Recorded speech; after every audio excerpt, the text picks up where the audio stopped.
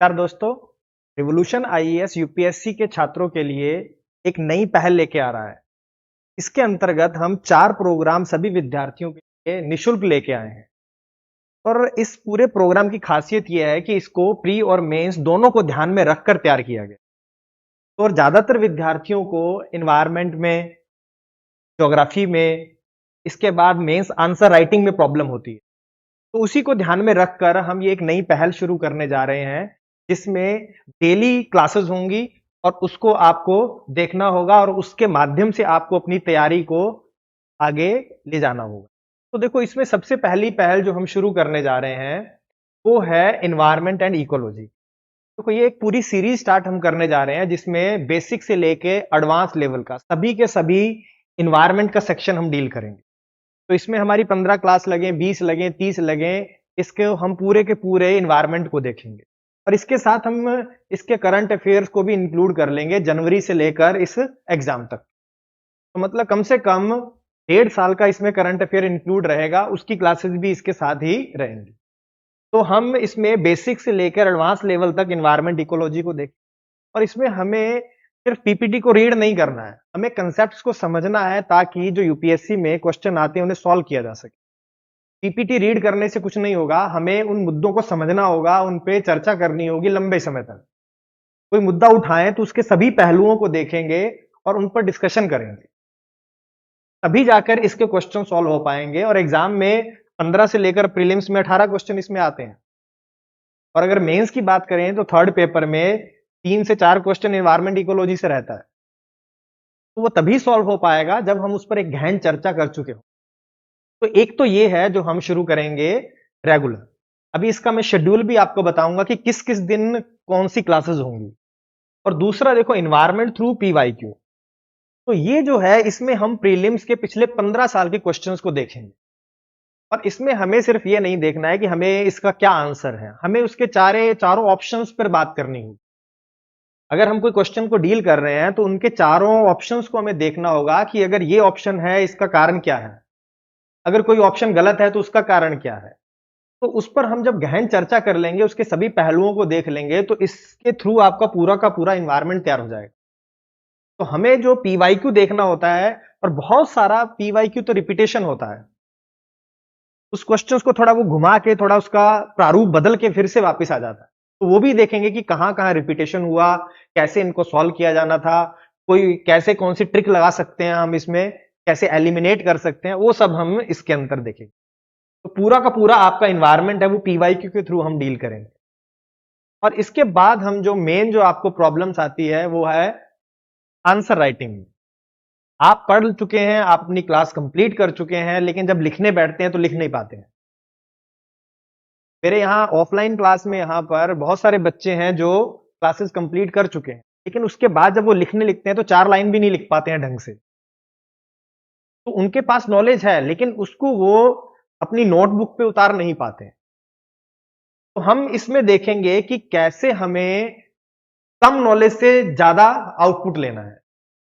अगर हमारे पास सीमित ज्ञान भी है किसी टॉपिक का, तो उससे हम क्वेश्चन को कैसे लिखें, उसके आंसर को कैसे फॉर्मेट करें। तो हम आंसर को फॉर्मेट करना, उसके बाद कि कैसे हम कम बिंदुओं से ज्यादा बिंदुओं को बना सकें, पॉइंट्स को बढ़ा सकें, उन सब पर हम इस पे चर्चा करेंगे। कैसे इंट्रो लिखना है, कैसे मेन बॉडी लिखनी है, कैसे कंक्लूजन लिखना है, कंक्लूजन में क्या क्या चीजें डालनी है, वो सब हिस्सा हम आंसर राइटिंग प्रोग्राम में देखेंगे। तो ये रेगुलर प्रोग्राम ये चलेगा, जिसके अंदर देखो इस प्रोग्राम में क्या होगा।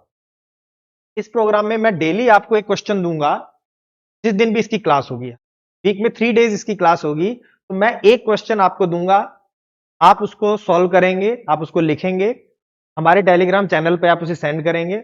उसमें से हम कुछ क्वेश्चंस को चेक करके देंगे, और उसके बाद मैं जब नेक्स्ट क्लास में आऊंगा तो मैं उस क्वेश्चन को पूरा डिस्कस करूंगा, मैं उसकी फॉर्मेटिंग करूंगा, मैं आपको लिख के दिखाऊंगा, और उसके बाद एक मॉडल आंसर हम आपको प्रोवाइड कराएंगे। तो वो आपको सारा का सारा रिवोल्यूशन आईएएस के टेलीग्राम चैनल पे मिलेगा। तो थर्ड प्रोग्राम जो हमारा है, इसको अभी हम जब शुरू करेंगे तो पूरा डिटेल में देखेंगे कि क्या क्या इसके पहलू होंगे, क्या क्या है। अभी तो बस मैं सिंपल आपको बता रहा हूं कि हम ये पहल शुरू करने जा रहे हैं। और ये आपको 400 के पार ले जाएगा जीएस में, जहां पर आपको कम से कम 400 नंबर तो चाहिए चाहिए सेलेक्ट होने के लिए। और जो लास्ट जो हमारा है प्रोग्राम वो है मैपिंग का। और मैपिंग में भी हम आईआर को साथ जोड़ के चलेंगे। देखो इसमें मैपिंग मैंने लिखा है इंडिया एंड वर्ल्ड, तो इसमें जितने भी करंट में मुद्दे रहे होंगे या करंट में जो स्थल रहे होंगे उन सबको हम देखेंगे, साथ ही साथ उनसे जुड़े हुए मुद्दों को भी हमें देखना होगा। तो जो मैपिंग अकेली मैपिंग नहीं होगी, मैपिंग के साथ साथ हमारा आईआर भी होगा। तो उनसे जैसे अभी थोड़े दिन पहले साउथ चाइना सी इशू में था, तो साउथ चाइना सी के आसपास हमें देखनी होंगी कौन कौन सी स्ट्रेट्स हैं, जल संधियां हैं, कौन कौन से वहां पर आइलैंड्स हैं, कौन कौन से विवादित द्वीप हैं, और साथ ही साथ ये भी देखेंगे कि वहां की जियो पॉलिटिक्स क्या है, किस वजह से उसका इंपॉर्टेंस है, कौन से वहां पर मिनरल्स हैं, या वहां पर जो सी रूट है उनका क्या इंपॉर्टेंस है, तो वो सब हमें देखना होगा। तो हम एक तरह से आईआर को इसके साथ जोड़ के पढ़ेंगे, ताकि हमारा जो वो आईआर वाला सेक्शन है वो भी क्लियर हो जाए और मैपिंग का सेक्शन है वो भी क्लियर हो जाए। तो दोनों को साथ लेते हुए हम चलेंगे। तो ये जो 4 प्रोग्राम है वो हम स्टार्ट करने जा रहे हैं कल से। अब हम देखते हैं कि इसको हम किस तरह से हम आगे लेके जाएंगे, कि किस दिन किस टॉपिक की क्लास होगी। तो उसको हम देख लेते हैं कि देखो सबसे जो पहला होगा सोमवार से ट्यूसडे, ये 3 दिन। इन 3 दिन में आपको सबसे पहले मैथ प्रोग्राम चलेगा, मेंस आंसर राइटिंग। इसकी क्लास तीनों दिन होगी। इसके साथ साथ हम ये जो मैपिंग का सेक्शन है उसको देखेंगे। इसे मैंने नाम दिया है आईआर थ्रू ज्योग्राफी। तो हम आईआर को देखेंगे, एक तरह से ये मैपिंग का सेक्शन होगा, लेकिन हम आईआर के टॉपिक को भी इसके अंदर डिस्कस करेंगे कि क्या उनका जियोपॉलिटिकल इंपॉर्टेंस है, जो अभी हम चर्चा कर चुके हैं। तो ये 3 दिन ये 2 की क्लास रहेगी, सोमवार, मंगलवार और बुधवार। इसके बाद जो बचे हुए जो 3 दिन होंगे, थर्सडे, फ्राइडे एंड, इन दिनों में इन्वायरमेंट की क्लास रहेगी, और साथ ही साथ हम यहां पर दूसरे पार्ट में पीवाईक्यू देखेंगे। तो आपकी डेली 2 क्लासेस होंगी, एक क्लास तो रहेगी आपकी आंसर राइटिंग की और दूसरी क्लास रहेगी मैपिंग की, ये पहले 3 दिन। और जो दूसरे 3 दिन होंगे उनके अंतर्गत हम इन्वायरमेंट देखेंगे, उसकी की पूरी सीरीज चलेगी, बेसिक से लेकर एडवांस लेवल तक प्लस करंट अफेयर, और साथ ही साथ हम यहां पर पीवाईक्यू को देखेंगे। तो इस तरह से आप इस पूरे के पूरे प्रोग्राम से, इस जो हमारा जो रिवोल्यूशन आईएएस का एक जो नई पहल हमने स्टार्ट की है, इसके माध्यम से आप प्रीलिम्स को टारगेट कर सकते हो, और साथ ही साथ मेंस की भी आप एक बेहतर तैयारी कर लोगे। और मेंस आंसर राइटिंग का भी मैं कोई बहुत ज्यादा क्वेश्चन नहीं दूंगा, डेली एक क्वेश्चन दूंगा, आपको लिख के लाना है, उसको मैं चेक करूंगा और उसके बाद मैं बताऊंगा कि कहां क्या गलती हो गई, और फिर उसको पूरा का पूरा डिटेल में हम डिस्कस करें। तो ये एक सीरीज हमारी चलती रहेगी। जब ये खत्म होगा, जैसे यहां पर ये पीवाईक्यू का सेक्शन है, तो ये 1 मंथ में या 1.5 मंथ में ये खत्म हो जाएगा। फिर इसकी जगह पर हम ज्योग्राफी का स्टार्ट करेंगे, कि यहां पर ज्योग्राफी का पीवाईक्यू शुरू हो जाएगा, और उसके बाद साइंस टेक का। तो इस तरह से ये 3 सेक्शन जो मैं पढ़ाता हूं यहां ऑफलाइन, ज्योग्राफी, एनवायरमेंट और साइंस टेक, इसका सारा पीवाईक्यू, इसका सारा करंट अफेयर, वो सब हम हमारे यूट्यूब चैनल पर आपको निःशुल्क उपलब्ध कराएंगे। तो ये हमारी एक पहल है सभी के लिए, क्योंकि ज्यादातर बच्चों को इन्हीं 3 सेक्शन में प्रॉब्लम आती है। और एक जो पहल मैंने बताया आपको कि जहां समस्या रहती है वो है आंसर राइटिंग, तो इन सबको हम टारगेट करने वाले हैं।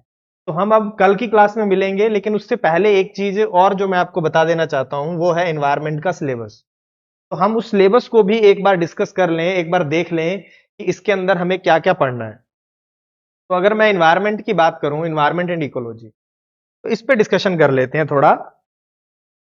देखो एनवायरमेंट इकोलॉजी प्रीलिम्स के लिए तो बहुत ही ज्यादा इंपॉर्टेंट है। यहां पर कम से कम 15 से लेकर 18 क्वेश्चन आपके आने ही आने हैं, की रेंज है 15 से लेकर 18 क्वेश्चन, इसी के बीच लगभग रहता है। और इसमें से लगभग जो 4 से 5 क्वेश्चन है वो बिल्कुल इसके बेसिक से आते हैं। जो बेसिक इसकी टर्मिनोलॉजी है, ये वो बेसिक जो कंसेप्ट हैं उनसे आता है, जैसे इकोसिस्टम हो गया, निश हो गया, बायो एक्यूमुलेशन हो गया, इकोटोन हो गया, वेटलैंड्स हो गए। तो ये जो जो इसका बेसिक जो पार्ट है उसमें से 4, 5, 6 क्वेश्चन आते हैं। फिर उसके बाद कुछ क्वेश्चन जो होते हैं वो स्पीसीज से आते हैं। आपने सुना होगा किसी कोई स्पीसी या कोई बर्ड कोई न्यूज में रहा हो, या कोई एनिमल न्यूज में रहा हो, तो उससे क्वेश्चन क्या करता है, यूपीएससी उठा लेता है। तो जो करंट में न्यूज में रहते हैं और कुछ 15-20 ऐसी स्पीसीज हैं जो हमेशा ही न्यूज में रहती हैं, जैसे अभी थोड़े दिन पहले गोंडावन की बात है, क्रोकोडाइल हुआ, डॉल्फिन हुआ। तो इस तरह के जो जीव हैं जो हमेशा ही क्या रहते हैं, न्यूज में रहते हैं, उनके साथ साथ जो आपके खासकर हिंदू में जो आते हैं। अभी लास्ट ईयर एक क्वेश्चन आया था जिसको यहां पर इंपोर्ट किया गया था, यूं को उसकी तस्करी की गई थी। तो जब वो तस्करी जो उसकी की गई इलीगल उसे इंडिया में लाया गया था, तो वो न्यूज में था और यूपीएससी ने वहीं से एक क्वेश्चन को पूछ लिया।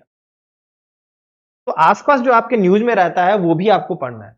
इसके अलावा क्लाइमेट चेंज के मुद्दे, ओजोन के मुद्दे, तो जो ये करंट भी रहता है इसमें इसका बेसिक भी जुड़ा रहता है, दोनों से यूपीएससी क्वेश्चन लेता है। तो गुड ओजोन क्या है, बैड ओजोन क्या है, इससे संबंधित जो भी प्रोटोकॉल्स हुए हैं वहां से, या कोई न्यूज में बना था तो वहां से, उन दोनों को मिला के क्वेश्चन लेता है यूपीएससी। ना तो वो क्वेश्चन पूरी तरह से करंट अफेयर का है और ना वो पूरी तरह से बेसिक का। तो दोनों से कुछ कुछ ऑप्शन ले लेता है, इसलिए दिक्कत होती है। कुछ लोग सिर्फ बेसिक पे फोकस करते हैं, कुछ लोग सिर्फ करंट पे कर लेते हैं। तो हमें दोनों को एक साथ लेके चलना है, तो वो हम जब पीवाईक्यू देखेंगे उसमें भी आ जाएगा। तो यहां पर हम इस क्लास को जब शुरू करेंगे तो इसका सिलेबस हमें शुरू करना होगा। सबसे पहले देखो, सबसे पहला क्या है, fundamentals of ecology and ecosystem, पारिस्थितिकी के मूल सिद्धांत और पारिस्थितिकी तंत्र। इसके अंदर क्या होगा, तो इसके अंदर इसके बेसिक कंसेप्ट हैं सारे के सारे। इकोलॉजी क्या है, इकोलॉजी के अंदर क्या स्केल है, किस स्केल पर जाकर हम स्टडी करना चाहते हैं। इसके बाद अगर पॉपुलेशन है तो जनसंख्या जिसे कहते हैं, उससे संबंधित जो जो संकल्पनाएं उन्हें देखना होगा। समुदाय से संबंधित संकल्पनाओं को देखना होगा कि किस प्रकार दो प्रजातियां आपस में अंतर संबंधित होती हैं, उनके मध्य कैसा संबंध है, सहजीवी संबंध आपने सुना होगा। तो म्यूचुअलिज्म हुआ, सिम्बायोटिक रिलेशन हुआ, इस तरह के जो रिलेशन से क्वेश्चन आते हैं वो सब देखना होगा। फिर इसी में जुड़ा हुआ है देखो आपका निश का कंसेप्ट, वो भी यहीं से आता है। इसी से आपने अनुक्रमण सुना होगा, सक्सेशन, वो भी यहीं से आएगा। Food chain, food web, ecological pyramid, productivity, वो सारे के सारे जो बेसिक कंसेप्ट्स हैं इकोलॉजी से रिलेटेड, वो सारे के सारे हमें इसके अंदर देखने होंगे। बायोजियोकेमिकल साइकिल, देखो यहां से भी क्वेश्चन आता है, सक्सेशन से आ चुका है, निश से आ चुका है, फूड चेन फूड वेब से आ चुका है, इकोसिस्टम से आ चुका है। तो लेकिन जब वो क्वेश्चन को पूछता है तो वो डेप्थ में जाके पूछता है, कई सारे इस तरह से ऑप्शन लगाता है कि कंफ्यूजन होने लगता है, कंफ्यूज हो जाता है इंसान। तो इसलिए इनके जो कंसेप्ट है, इनके जो बेसिक है, उनको क्लियर करना जरूरी है, इसीलिए डिस्कशन जरूरी हो जाता है। सिर्फ इनकी परिभाषा पढ़ देने से क्वेश्चन सॉल्व नहीं हो पाता, क्योंकि यूपीएससी जो आंसर बनाता है, जो ऑप्शंस बनाता है, वो बहुत ही पास पास होते हैं। तो जब इस तरह का ऑप्शन होता है तो उसे सॉल्व करना मुश्किल हो जाता है, इसलिए इनकी समझ होना बहुत जरूरी है। इसके बाद जो हमारा दूसरा टॉपिक होगा वो बायोम्स का होगा। और पिछले 2-3 साल से यूपीएससी बायोम्स पे क्वेश्चन बहुत अच्छे पूछ रहा है। विश्वतरेखीय बायोम पे क्वेश्चन पूछा, सवाना पे पूछा, डेजर्ट पे पूछ चुका है, मेडिटेरेनियन टाइप क्लाइमेट पे पूछ चुका है, अभी ब्रिटिश टाइप पर पूछा था। तो बायोम और जो क्लाइमेटिक रीजन है वो दोनों को मिला के क्वेश्चन पूछ लेता है। कई बार बायोम से पूछ लेगा, कई बार क्लाइमेटिक रीजन से पूछ लेगा। तो हमें इन बायोम्स के बारे में भी पूरा पढ़ना होगा और पूरी डेप्थ में जाके देखना होगा, ताकि पीवाईक्यू निकल पाए। तो ये भी हमें देखना होगा बायोम्स के सेक्शन को। तीसरा जो हमारा टॉपिक आएगा इसके अंदर है वो बायोडायवर्सिटी का, जैव विविधता और उसका संरक्षण। तो हमें इसमें क्या देखना होता है, देखो बायोडायवर्सिटी में देखना होगा बायोडायवर्सिटी है क्या, इसके कितने प्रकार हैं, जैव विविधता को किस तरह से मापा जाता है, इसके लाभ क्या हैं, और क्यों इसका बायोडायवर्सिटी का लॉस हो रहा है, उसके क्या कारण है, इसके संबंध में कोई रिपोर्ट आई हो, भारत के स्तर पर और वैश्विक स्तर पर इसके संरक्षण के लिए क्या प्रयास हो रहे हैं। तो विभिन्न तरह के जो प्रोटोकॉल हैं, जो संधियां हैं, उन सबको इसके अंदर देखना होगा। वेटलैंड भी इसी के अंदर हम देख सकते हैं। तो वो सारा का सारा क्या होगा इसके अंदर हमें देखना। तो ये आपका पूरा का पूरा आपका बायोडायवर्सिटी से संबंधित है। इसके प्रकार जैसे हुआ, कीस्टोन स्पीसीज हुआ, इंडिकेटर स्पीसीज हुआ, इन्वेजिव एलियन स्पीसीज हुआ, कोरल रीफ हुआ, वेटलैंड्स हुए, और यहां पर बायोडायवर्सिटी को क्या खतरा है, हॉटस्पॉट क्या है, बायोपायरेसी क्या है, होप स्पॉट क्या है। तो इस तरह के जितने भी जो टॉपिक होंगे वो सारे के सारे बायोडायवर्सिटी से रिलेटेड होंगे, वो हमें यहां देखने होंगे। तो यहीं पर एक और मुद्दा जैसे आ जाएगा वेटलैंड, यहां से पीटी में भी क्वेश्चन आया, मेंस में भी क्वेश्चन आता है। तो यहां पर हमें देखना होगा कि वेटलैंड क्या है, इनके क्या लाभ हैं, इनकी कौन सी ऐसी पर्यावरणीय दशाएं हैं जहां पर ये उत्पन्न होते हैं, किन दशाओं में इनके लिए अडेप्टेशन इनके क्या है, क्या अनुकूलन है, इनका वितरण डिस्ट्रीब्यूशन देखना होगा, फिर इनके संरक्षण के लिए क्या प्रयास किए गए हैं, जैसे रामसर कन्वेंशन वगैरह। इसी तरह कोरल रीफ हो जाएगा। तो वो सारे के सारे मुद्दे हमें इसके अंदर देखने होंगे। विभिन्न तरह के देखो प्रजातियों को बचाने के लिए कौन कौन से प्रोटोकॉल हुए हैं, तो ये सारा इसके अंदर आएगा। इसके बाद जो मेन टॉपिक हमेशा चर्चा में रहता है वो है क्लाइमेट चेंज। तो जो जलवायु परिवर्तन का मुद्दा है वो हमेशा ही न्यूज में रहता है। देखो जो वर्तमान समय है वो सारा का सारा इन्वायरमेंटलिज्म का युग है, पर्यावरणवाद का। तो घटनाओं को पर्यावरण से जोड़कर देखा जाता है। साइक्लोन आएगा, उसकी फ्रीक्वेंसी अगर बहुत तेज हो गई है, उसकी तीव्रता इंटेंसिटी बहुत ज्यादा है, तो उसको सीधा रिलेट कर दिया जाएगा ग्लोबल वार्मिंग के साथ, क्लाइमेट चेंज के साथ। जेट स्ट्रीम की मियंडरिंग हो रही है तो उसको सीधा जोड़ दिया जाएगा क्लाइमेट चेंज के साथ। फॉरेस्ट फायर बढ़ रही है उसको जोड़ा जाएगा, सी लेवल चेंज। तो हर चीजों को जो डायमेंशंस जो दिख रहे हैं उन सबको हमें देखना होगा इस क्लाइमेटिक चेंज की मुद्दे। ग्लोबल वार्मिंग क्या है, उसके कारण क्या है, उसको संरक्षण के लिए क्या क्या प्रयास किए जा रहे हैं, कौन कौन सी टेक्नोलॉजी है जिससे हम ग्लोबल वार्मिंग को कम कर सकते हैं, जियो इंजीनियरिंग जिसे कहते हैं, सोलर रेडिएशन मैनेजमेंट जिन्हें कहते हैं। तो ये सारे की सारा इसके अंदर आएगा जो ग्लोबल वार्मिंग से संबंधित है, क्लाइमेट चेंज से संबंधित। कौन कौन सी गैसेज हैं जो ग्लोबल वार्मिंग के लिए उत्तरदायी हैं, किस कौन सा देश है जो सबसे ज्यादा इनका उत्सर्जन करता है, ग्लोबल वार्मिंग पोटेंशियल क्या है, इसके बाद इनके संरक्षण के लिए क्या प्रयास किए गए हैं। अर्थ समिट हुआ, क्योटो प्रोटोकॉल हुआ, पेरिस हुआ, इसके बाद जो वर्तमान में जो सम्मेलन चल रहे हैं इन सबको देखना होगा। एनडीसी के बारे में बात करनी होगी, भारत का एनडीसी क्या है, उसके क्या टारगेट्स हैं, पंचामृत की बात की गई थी वो क्या है, भारत क्या कर रहा है उसके लिए, क्या किया जाना चाहिए, शॉर्ट टर्म गोल क्या है, लॉन्ग टर्म गोल क्या है, वो सारा का सारा इसके अंदर आएगा। आरईडीडी क्या है, आरईडीडी प्लस क्या है, तो ये सारे मुद्दे क्या होंगे इसके अंतर्गत आते हैं। और इससे संबंधित कुछ संस्थाएं भी हैं, जैसे आईपीसीसी की बात कर लें, तो वो सब भी हमें इस पूरे के पूरे क्लाइमेट चेंज के अंदर देखना होगा। कार्बन मार्केट आपने सुना होगा, कार्बन बॉर्डर टैक्स की बात चल रही थी कुछ दिन पहले, वो भी हमें देखना होगा कि वो है क्या। तो इस तरह के जितने भी मुद्दे होंगे वो सारे के सारे इस क्लाइमेट चेंज वाले टॉपिक में आएंगे। और फिर एक जो और मुद्दा जो न्यूज में रहता है वो है ओजोन का। तो देखो ओजोन का जो डिस्ट्रक्शन हो रहा है उस पर बात करेंगे कि ओजोन लेयर का क्षरण क्यों हो रहा है, उसके क्या कारण है, जो ओजोन होल है वो क्या है, ओजोन होल ध्रुवों पर ही क्यों मिलता है,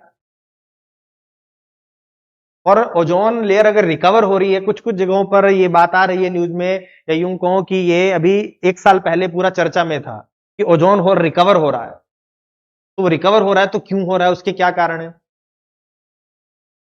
ठीक है, गुड ओजोन क्या है, बैड ओजोन क्या है, तो वो हमें देखना होगा। तो हमें ओजोन के बारे में पूरी बात करनी होगी कि एक जो समताप मंडल में मिलती है, एक जो क्षोभ मंडल में मिलती है। जो समताप मंडल में मिल रही है उसका क्या इंपैक्ट है, जो क्षोभ मंडल में मिल रही है उसका क्या इंपैक्ट।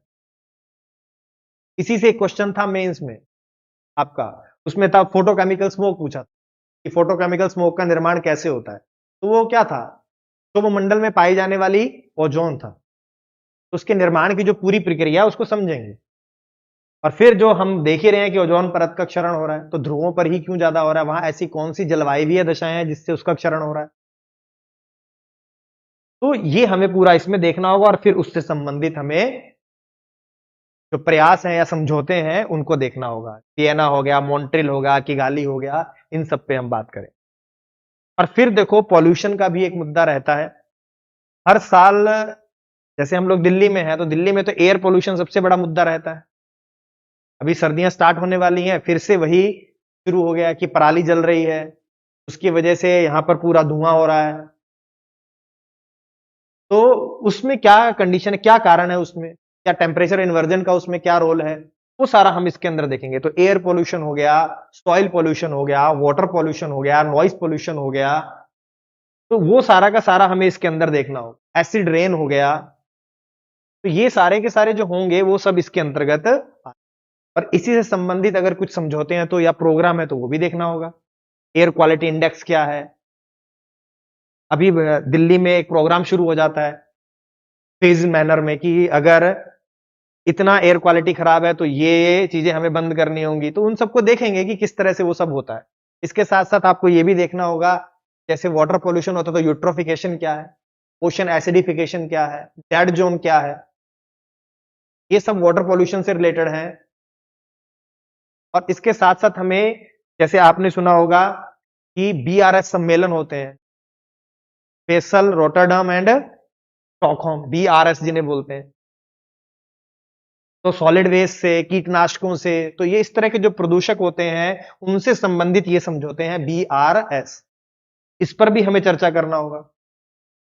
बायोलॉजिकल ऑक्सीजन डिमांड क्या है, केमिकल ऑक्सीजन डिमांड क्या है, यूट्रोफिकेशन की जो बात हम कर रहे थे, मेडिकल वेस्ट, ई वेस्ट, वो सारे के सारे इसके अंतर्गत, और हमें सब पर ध्यान देना होगा। प्लास्टिक पोल्यूशन हो गया, तो ये सारे मुद्दे हमें इसके अंदर देखने होंगे पॉल्यूशन वाले। और फिर जो टॉपिक आता है हमारा वो है सस्टेनेबल डेवलपमेंट, सतत विकास। तो सतत विकास भी क्या है, एक तरह से ग्लोबल वार्मिंग से ही जुड़ा हुआ या क्लाइमेट चेंज से ही जुड़ा हुआ टॉपिक रहता है। उस संदर्भ में ज्यादातर लोग देखते हैं, लेकिन हमें इससे थोड़ा आगे बढ़ के देखना होगा कि इस सस्टेनेबल डेवलपमेंट के कौन कौन से डायमेंशन हैं। बहुत सारे इसके डायमेंशन हैं जिनको हमें देखना होगा। सस्टेनेबल लाइफस्टाइल हो गया, सस्टेनेबल डेवलपमेंट तो है ही है, कैरिंग कैपेसिटी क्या है, बायोटिक कैपेसिटी क्या है, अर्थ ओवरशूट डे क्या है, वो सारा हमें इसमें देखना होगा। और फिर इससे रिलेटेड जो भी क्या होंगे मुद्दे रहे होंगे, कोई सम्मेलन हुआ है तो उस पर भी हमें डिस्कशन करना होगा कि सस्टेनेबल डेवलपमेंट है क्या, अर्थ समिट कहां से निकला, एजेंडा 21 क्या है। तो ये सारे हमें इस सस्टेनेबल डेवलपमेंट में देखना, इसको भी हम डिटेल में डिस्कस। और लास्ट में जो है वो इन्वायरमेंटल लॉज एंड रेगुलेशन है। यूपीएससी में कई बार क्वेश्चन क्या आ जाता है, प्रीलिम्स में, ये आपने देखा होगा, प्रीलिम्स में कई जो अधिनियम है उनसे क्वेश्चन पूछा जाता है। 1972 का एक्ट है जो वाइल्ड लाइफ प्रोटेक्शन एक्ट, तो वन संरक्षण अधिनियम से पूछ लेता है। तो इस तरह के जो रेगुलेशन के जो एक्ट हैं, आपका एनजीटी हो गया, इसी से जुड़ता मिलता जुलता एक और है, जैसे आपने सुना होगा इको सेंसिटिव जोन सुना होगा, इससे संबंधित क्या नियम है। आपने कोस्टल रेगुलेशन जोन सुना होगा, बायोफ्यूल पॉलिसी हो गया। तो इस तरह के जो मुद्दे हैं वो सारे के सारे इसके अंतर्गत, इन्वायरमेंट में जितने भी आपके लॉज हैं या यूं को जितने भी कोई नोटिफिकेशंस हैं या कोई क्या नियम आए हैं, उन सबको हम इसके अंदर तो एक्ट भी देखेंगे, रेगुलेशंस को भी देखेंगे, और जो कुछ पॉलिसीज हैं उनको भी हम इसके अंतर्गत, तो वो सारा का सारा हमारा इसके अंदर आएगा। तो ये कुल मिला के इन 8 बड़ी हेडिंग्स के अंदर हम सारे इन्वायरमेंट को पढ़ने। और अब जब हम इनकी क्लास शुरू करेंगे तो 1 बाय 1 बेसिक से शुरू करेंगे, लेकिन हमें उस बेसिक में भी पूरा डिस्कशन पे फोकस रखना है। यूपीएससी में आपने देखा होगा कट ऑफ बहुत कम जाने लगी है। का एक रीजन ये भी है कि जो कंसेप्चुअल दिक्कत है, जो अवधारणात्मक कमियां हैं, वो ज्यादा हैं। सब पढ़ने पे जोर दे रहे हैं, समझने पे जोर नहीं है, डिस्कशन पे फोकस नहीं है। तो जितना ज्यादा हो सके हम उतना टाइम देंगे डिस्कशन को। तो इस तरह से हम इस पूरे प्रोग्राम को रन करने जा रहे हैं। तो हम कल से इसकी क्लास स्टार्ट करेंगे एनवायरनमेंट से, क्योंकि कल शुक्रवार है, तो शुक्रवार और शनिवार 2 दिन एनवायरनमेंट की क्लास रहेगी, 2 दिन पीवाईक्यू नहीं रहेगा, क्योंकि हम 2 दिन क्लास एनवायरनमेंट की चलाएंगे तो कुछ टॉपिक निकल जाएंगे तब तक, और उसके बाद जब वो टॉपिक हो जाएंगे तब हम पीवाईक्यू पर भी पहुंच जाएंगे, कि फिर पीवाईक्यू स्टार्ट हो जाएगा। क्योंकि मैं आपको लिंक करूंगा कि जो हम इस क्लास में पढ़ेंगे और वो पीवाईक्यू के साथ लिंक होना चाहिए। क्या पीवाईक्यू सॉल्व हो रहा है जो हमने क्लास में पढ़ा था? तो अगर सॉल्व हो रहा है तो इट मीन्स हम सही डायरेक्शन में जा रहे हैं। तो दोनों को एक साथ लेंगे तो ये जो पहली 2 दिन होंगी तब एनवायरनमेंट की क्लास होंगी, लेकिन नेक्स्ट टाइम पर जब भी एनवायरनमेंट की क्लास होगी तो उसके जस्ट बाद आपका पीवाईक्यू का भी डिस्कशन। और मंडे से हम शुरू करेंगे मेंस आंसर राइटिंग को, और साथ ही साथ मैपिंग के सेक्शन। तो कल मिलते हैं, आज के लिए इतना ही, धन्यवाद।